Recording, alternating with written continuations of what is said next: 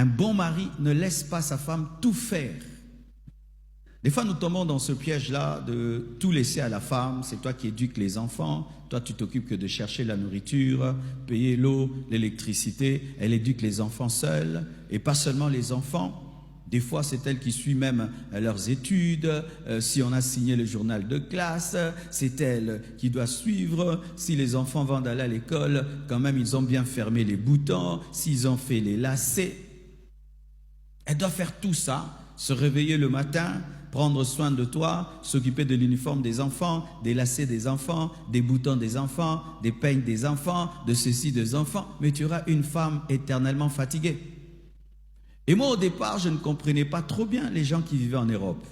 Je me moquais un tout petit peu d'eux parce que là-bas, tu vas voir un papa, ils ont 3 enfants, le papa transporte un enfant, la maman un autre, et puis l'autre on tient comme ça. Tu vois des papas tout le temps avec des enfants autour d'eux.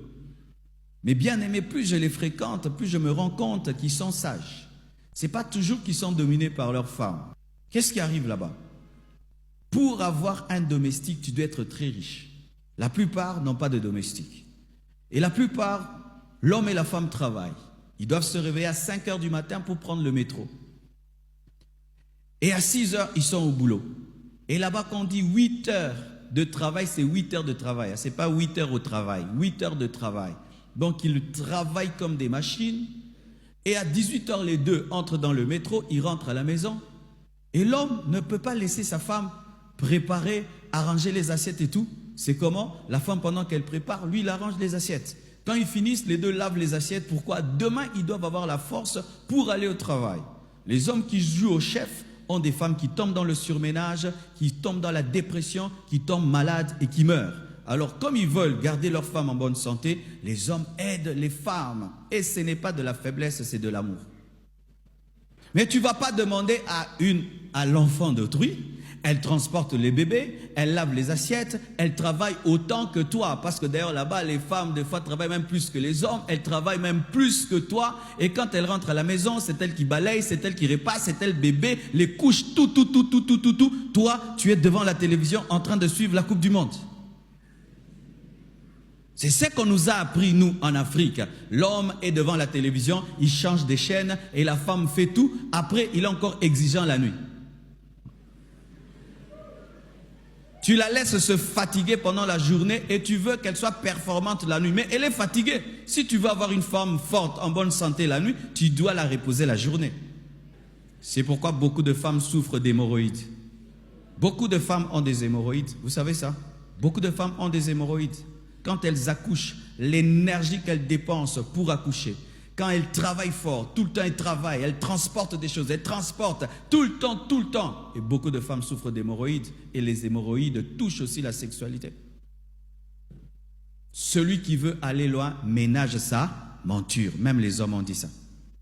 Mais quand tu surutilises ta femme, tu es en train de détruire ton futur.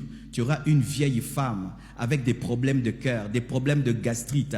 Quand elle aura 45 ans, elle va ressembler à une vieille femme. Pourquoi? Tu l'as tellement fatiguée. Apprenez des fois à dire à vos femmes de se reposer. Amen, hein? Maman dort. Oh, je vais faire ceci, ne fais rien. Je vais me débrouiller seul. Je vais préparer, ne prépare pas. Je vais prendre les œufs et puis je vais prendre du pain. Dors, maman, dors. Tu as beaucoup fait. Apprenez à faire ça. Je vous dis la vérité. Je peux même vous donner l'exemple pour ce matin. Mon enfant finit les études. Il passe maintenant en première. Mais il veut se réjouir pour cela. Leur maman les prend, tous les enfants, et les amène jusque je ne sais pas où, là-bas, tu dépasses Njili. Moi, je ne peux pas aller samedi quelque part. Je dois préparer mes 3 cultes. Je reste à la maison, mais elle conduit la voiture, les amène très loin pour que les enfants soient contents, parce que les enfants de pasteurs souffrent tellement, les parents ne sont jamais là, et quand nous sommes là, il faut leur donner de la joie, et elle les amène. Moi, je reste à la maison, peinard, rekabababa, en train de lire la Bible, Et puis quand elle revient, tu as déjà mangé? Oh oui, ne t'occupe pas de moi, je me suis déjà débrouillé. Et le matin, je me réveille calmement, je ne la dérange pas, je la laisse. Maman, ne viens pas au premier culte, viens au deuxième culte. Ne viens pas au premier, viens au deuxième. Pourquoi tu vas mourir? Dors.